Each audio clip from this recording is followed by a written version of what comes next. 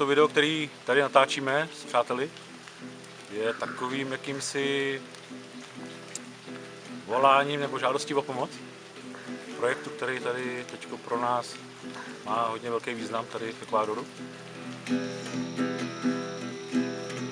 Hey Wichichayo, hey Wichichayo, Wichichayo, Wichichayo, hey hey Wichichayo, hey Wichichayo, Wichichayo, Wichichayo. To, co vlastně jde v tom projektu, který děláme, mně se chce vždycky brečet, že jako o tom mluvím, jo. Jde o prales, deštný prales, který tady je jakoby takovým tím zdrojem toho zlata, stříbra, mědi, ropu. Jo. Tohle všechno tady těží. Tak jsme se rozhodli dělat takový projekt, 580 hektarů pralesa, 10 let registrovaná rezervace. A kolem ní jsou pozemky, které jsou k mání, ke koupi. Tak jsme se rozhodli, že děláme jakoby fundraisery, zavoláme pomoc zvenku a koupíme tyhle ty pozemky a zakonzervujeme to. Dělali jsme fundaci, která se jmenuje Bosque Medicina. A ta má za úkol tohleto ochránit, že jsme nakoupili na jméno té fundace ty pozemky. Ošetřili to i tím, že majetek té fundace se nemůže prodat. Součást toho je takový vodopád, krásný vodopád. Říkáme mu vodopád Kolibříka, který možná na tom videu bude taky vidět.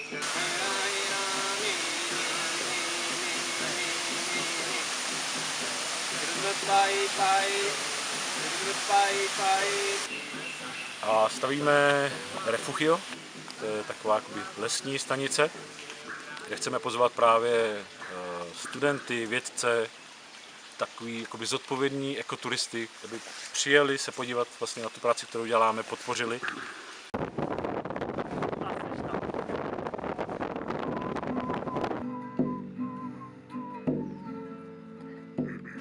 Takže projekt Bosque Medicina je velkou oporou pro všechny, kdo chtějí zanechat na téhle zemi kus sebe sama, bez ega, bez toho, aniž by je kdokoliv oslavoval, opěvoval, bez toho, aniž by po nich zůstávaly hmotné statky typu budov, staveb, anebo i ty iluze bankovních kont a podobně.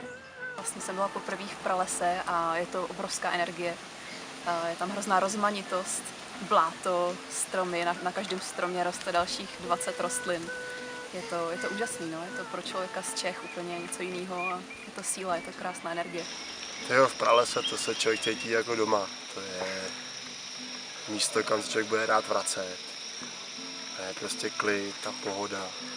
Projekt, co dělá Roman, si myslím, že má velký význam, jak pro další generace, tak pro nás, protože Roman mě teda vzal do pralesa, ukázal mi spoustu znalostí, co má, kdekoliv šáhne, tak ví prostě, k čemu se to dá použít, že opravdu ty prášky prostě nejsou potřeba. Myslím si, že to spoustu lidí dneska vyhledává, spoustu lidí z města, kteří už neví vlastně kudy kam, tak ono je nejjednodušší se podívat jako zpátky. No.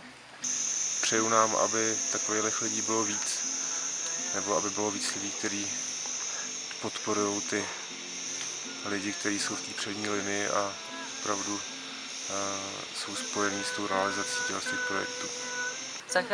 Ochraňovat přírodu je velmi důležitý, že jo? Jako když bude všechno znečištění a jako všechno vykácíme a znehodnotíme, znečistíme, tak jako peníze nás nenakrmějí, že jo? Takže myslím si, že je potřeba v dnešní době co nejvíc zachovat co nejvíc přírody.